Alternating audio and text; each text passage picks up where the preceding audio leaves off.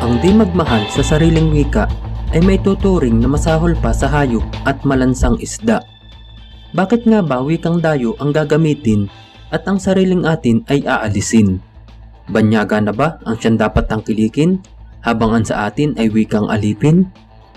Halika't magbalik tanaw tayo sa kwento ng taong minsanang nanindigan para sa ating mga karapatan at pinaglabanan ang mapang-aping patakaran ng mga dayuhan.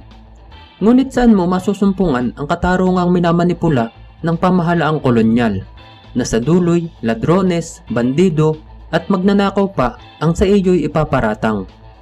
Naging tulisan ka man noon, bayani ka namang maituturing sa panahon namin ngayon.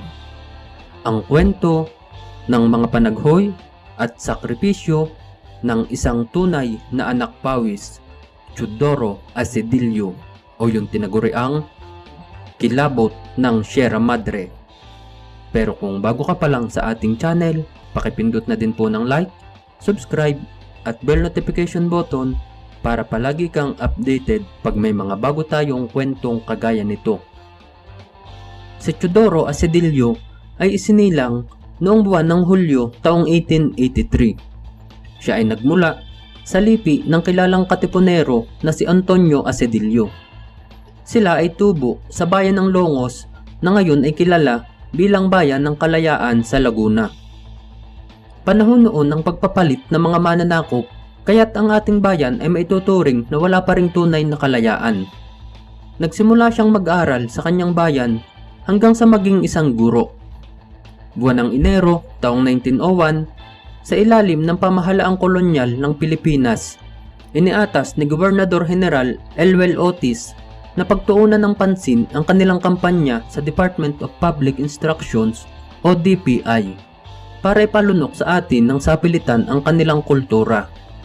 Sa bisa ng Philippine Commission Act No. 74 na ipinalabas ng Gobernador General, naglalaman ito ng mga sumusunod na polisiya.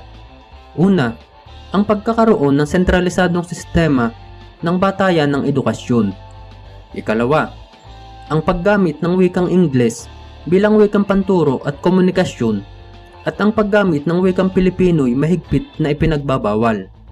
At ikatlo, ang pagtatatag ng isang paaralan para sa maramihang pagsasanay ng mga magiging guro at nakasama na nga dito si Teodoro Asedillo. Ang pagpapatupad sa mga patakarang ito ang siyang nagtulak sa bugso ng damdamin ng isang tunay na makabayan para maghimagsik. Nakilala siya bilang si Maestro Asedillo na nagturo sa mababang paaralan